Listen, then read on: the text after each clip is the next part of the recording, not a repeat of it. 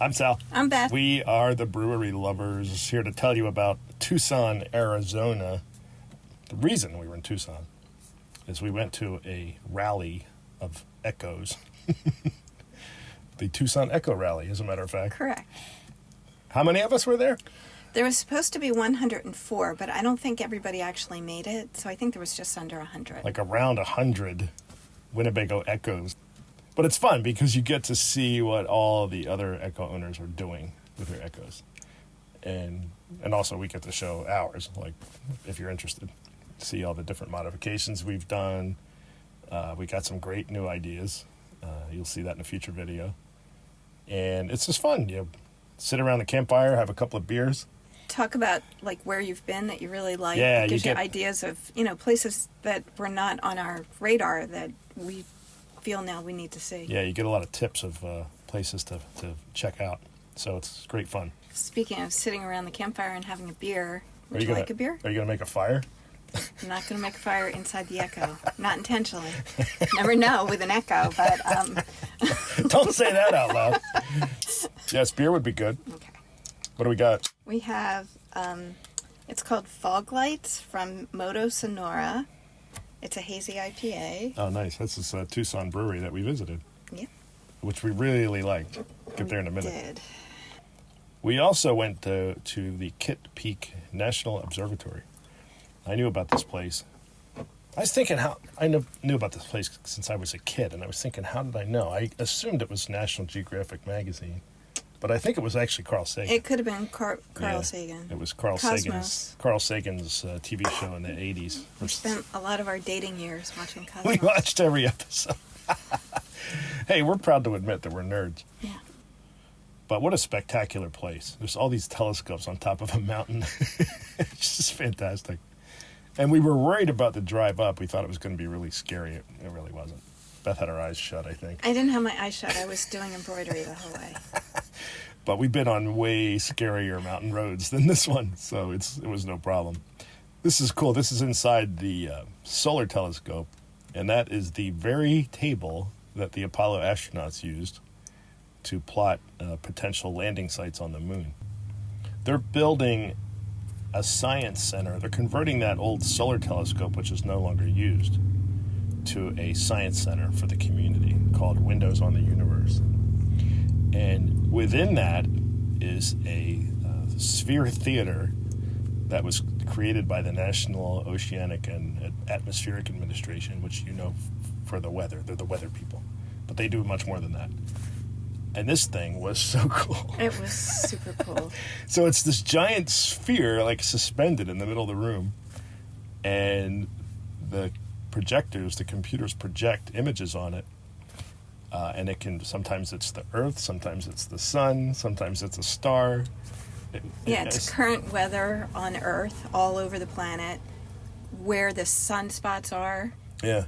On the sun right now. It blew my mind. Yeah, it was just phenomenal. Hey, look, we had beer. Yeah. Hazy IPA, you said? Uh-huh. It's not very hazy. It's not. It's kind of hazy. Kind of hazy.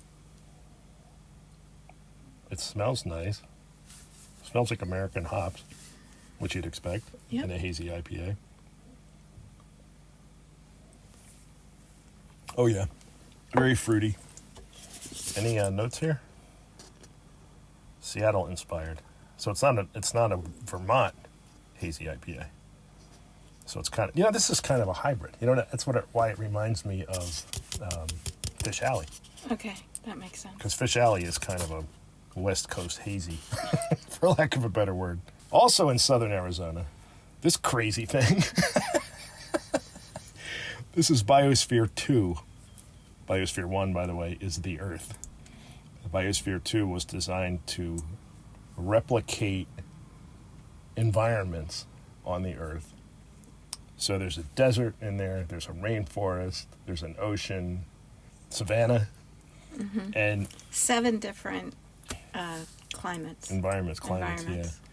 Crews of people back in the 1980s, was it? I think it was the early 90s. Maybe the 90s? Crews of people went in here and stayed for like 2 years. 2 years and 20 minutes. And yeah, that was one. Jane Goodall made a speech Jane Goodall? Yeah, Jane Goodall was making a speech, okay. and her speech went on for 20 minutes, and the crew was waiting to get out. Oh, okay. So the 2-year mark came, and then Jane Goodall spoke for 20 more minutes. And we heard one of the crew interviewed, and she said, "I love Jane Goodall, but I was like, I want to get out of here, man. I've been in here for 2 years." So no internet. All they had were telephones. They obviously could make contact with their families, and they planned to farm their own food, recycle all their water, and be self-sustaining, basically. It didn't quite work out because what they didn't realize is that when they got the farms going, the bacteria in the soil, you explain it. You remember this part of it. Why they ran out of oxygen. Yeah, they were running out of oxygen because they hadn't taken into account that the Microbes. the microbes, the bacteria, the molds, the fungi that were in the soil were going to also generate CO2 consume and oxygen, consume oxygen. Yeah. So their CO2, O2 levels went haywire, and then it became a big scandal. Yeah, but that's science. Like, you learn It's more science. from your mistakes Yeah. than you do from your successes. If everything goes as planned, you don't learn as much. So they learned a lot. Huge scandal. Well, they covered it the up. crew That was the problem. the crew pumped in oxygen without telling the support crew. Pumped in oxygen without telling the crew, and then the media got hold of it and it blew up. Went completely nuts. The then cover-up is always worse than the Yeah. crime, right? Then there was a coup in the leadership, and Steve Bannon actually ran this thing for a couple of years. That's a name. Yeah. Obviously, before he went to jail. So there was this billionaire Texas oil man that funded this thing, and all these crazy hippies inside. It was really quite an interesting combination, and it didn't end well. However, it was taken over by Columbia University, and then it was taken over by Arizona University, University of Arizona. So now they're doing real science because this thing was built for that. They didn't know what they were doing, but they did an amazing job. Yeah. And you can do like real science in here now. Yes, because it's contained and yet it's realistic.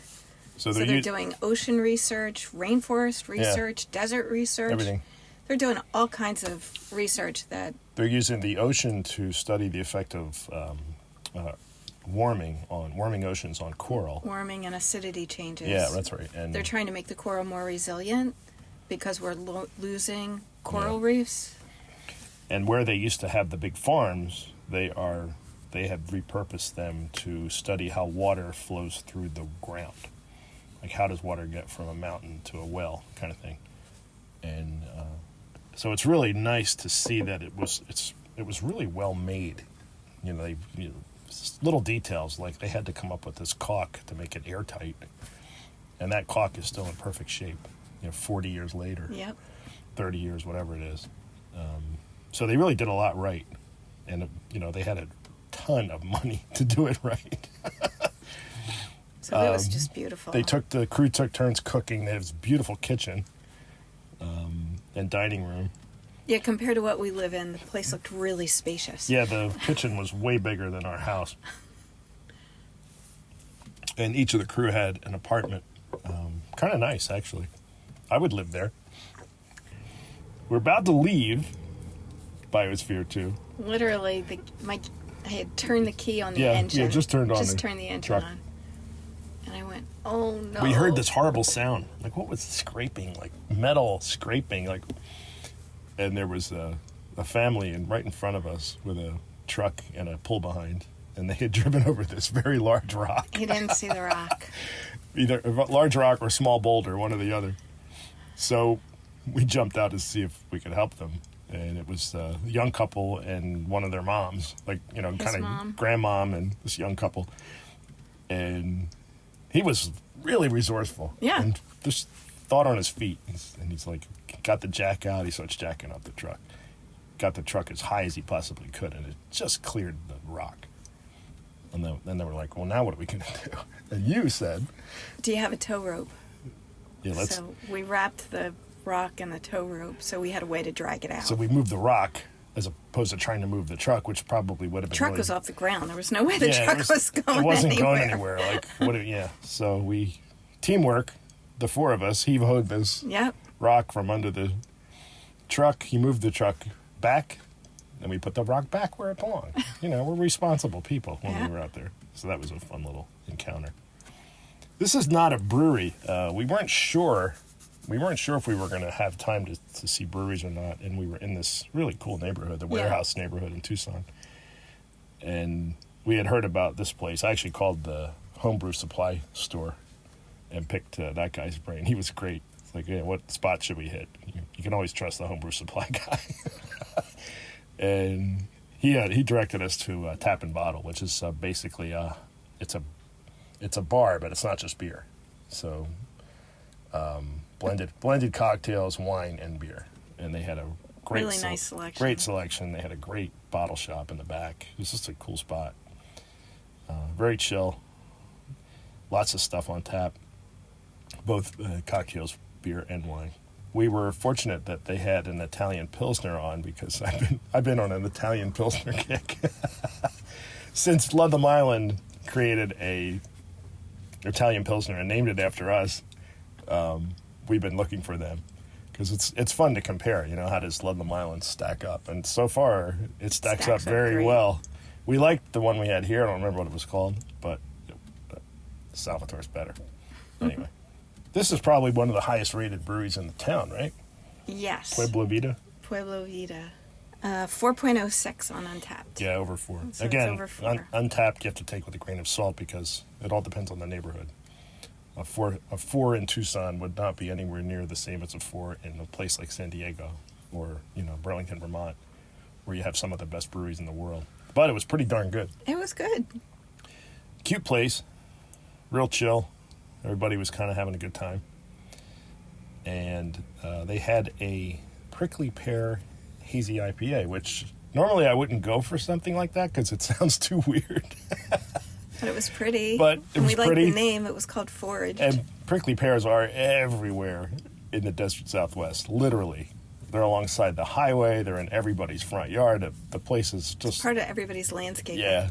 Prickly pears and rosemary. I love that there's rosemary everywhere. I don't know, you never have to buy rosemary, but I guess people do. I guess they're freaked out about picking where the dogs had been. Who knows? It was actually pretty nice. It wasn't sweet, even though it had this really pretty pink color. And you had a West Coast. I had a West Coast. Mine was called Northwest. Foraged. Yours was what? Sorry? Northwest. Northwest, yeah. They were really good. Yeah. Nice place. And then over to Slow Body. One of the founders of Biosphere, too, lived in this building. Yes, lived in this as their home. It wasn't a brewery then. We're not sure which one. So there was beautiful landscaping outside. Cool place. It was an old meat locker. The doors were huge, these huge, thick doors. I said, this place was like, this whole building was a refrigerator. And I asked the beer tender, and she said, yeah, in fact, it was a giant meat processing facility. So the whole building was chilled back in the day. They did a beautiful job with it. It was a beautiful place. It was just fun. Like they had a huge stack of games and puzzles, and they had an old VHS player. Oh yeah, they had a VHS and a stack player. of VHS. So old movies from the 90s going. Alien was on with Sigourney Weaver when we were there. But the decor, these lamps were incredible. Everything was and they were all pretty. different. I don't know if it was cut paper or what. Just a drop dead gorgeous place. Nice little patio in the back, and here's this ridiculous it's like blend of old and new. It's like a flat screen TV with these giant 1970s speakers. That made me laugh. You don't see them anymore. Beer was excellent. I had mild, then that's what it was actually called. Yeah, an English it was dark an mild. English dark mild. And I had Chit Chat, which was a hazy pale ale, and had made with Rawaka, which is a traditionally New Zealand hop, but it was grown in Arizona. They were local Rawaka. So I like to drink local. That was interesting. The beers were superb, and the place was really nice. Really nice, drop dead gorgeous. I mean, this was our Harvest Host, and we kind of approach a Harvest Host brewery with a little bit of trepidation because they're often not that good. They're just not. They're good, not great. Ludlam Island is an exception. Ludlam Island's beer is absolutely superb, and it's a harvest host, thanks to Beth. She made that happen.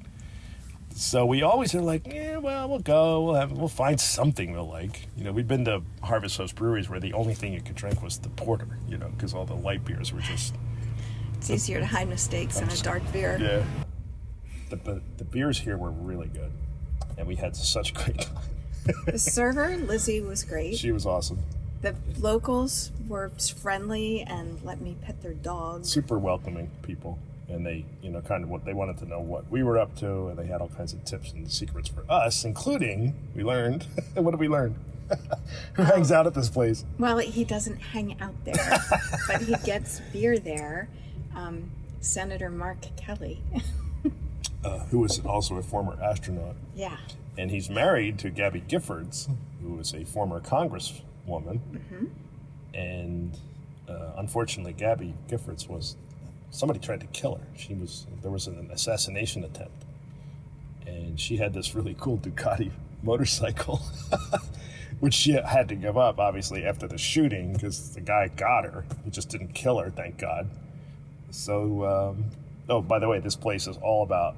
Motorsports. It's a motorhead's dream, this place. So it's race cars, motorcycles. A lot of the beers are racing themed.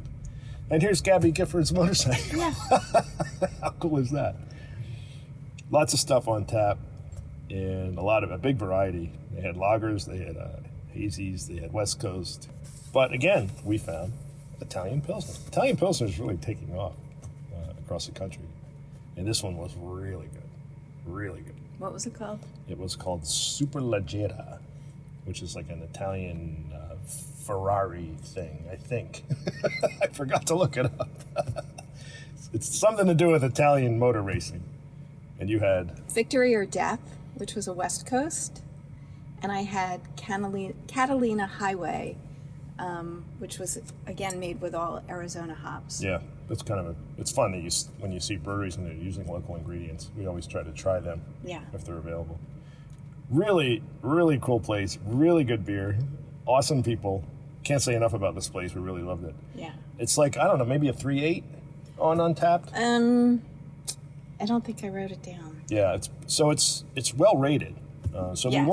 we weren't like scared. Sometimes you go in, you're like, ugh. Sometimes they're a 3-4, and they say, well, it's where we're going to sleep. So we got to have some beers. Yeah. But here, no problem. We probably had more than we should have. It was our last stop. Yep. But great time in Tucson. Nice little beer scene. Yep. Of course, we had the whole Echo thing happening. We had Biosphere. It was great. We had Kitt's Peak. We had this whole nerd thing happening, and then the whole beer thing happening, and it was great. It was a great week. It was. Cheers. Cheers.